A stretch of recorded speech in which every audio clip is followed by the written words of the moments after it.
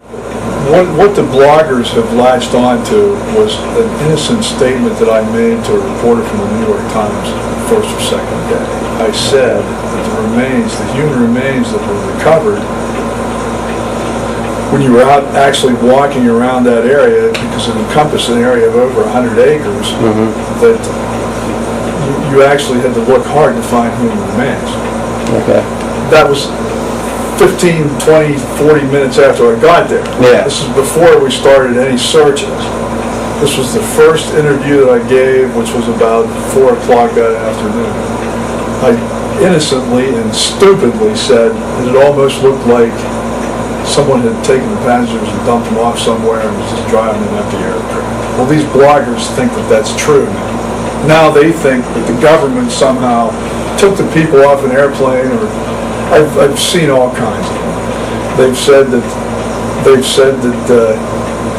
there was never a crash, that they just brought in truckloads of debris and strewn it about out there. And then they said that they actually did drop off the people and brought the airplane back up and just crashed it remotely and all these different things. That all came from an innocent statement that I made to the New York Times reporter. Recovery didn't even begin until the second day. The point that I was trying to make was, when I got out there and saw this debris and saw that there was very little in the way of human remains in the naked eye, I just pulled an analogy out of my rear end. I said, it just looked like somebody, it didn't look like there was anybody on it. They were on it. We recovered 44 sets of remains. We returned 40 sets of remains to the families. In a typical airline disaster of this nature, such as Flight 427 up in Pittsburgh at the airport, you could expect to recover between 17 and 30% of the human remains. The rest of it is going to be just vaporized. In this particular case, we only recovered 8%. And the reason given for that was the speed of the aircraft. Anybody can make a remark. Yeah. Yes. Okay. A year later, you had said that to that day you still hadn't seen a single drop of blood? That is correct.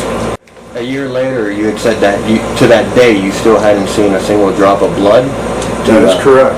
So there was no blood. There wasn't blood, but there was human remains.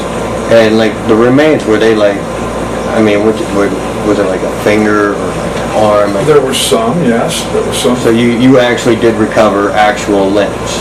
Yes, no, not limbs, hands and feet mainly. And the reason it was given to me for that is perfectly plausible to me.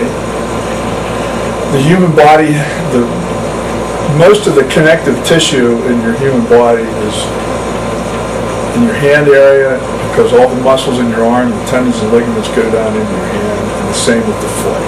When you have large scale, when you have big pieces of tissue, you're not going to have connective tissue in there, and that's going to get fragmented.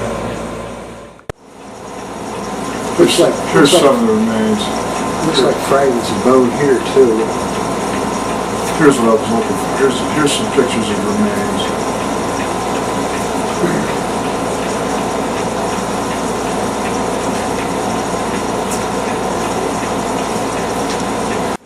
I want to film some of these or something. Yeah, hold it. No, I don't want you to film. Okay. I have a question.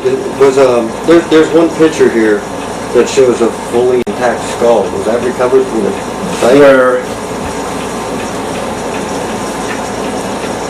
that's Dr. Dirkman's model of the skull, to give him an idea of bony prominences that he's looking for in fragmented tissue. Okay. Do you see how bloggers get the wrong idea? Do you see how this could wind up on a blog where a blogger would say that intact skulls were found? That's what I was Do you asking, see sir. why I get a little bit annoyed when this line of questioning goes on years and years and years and years later?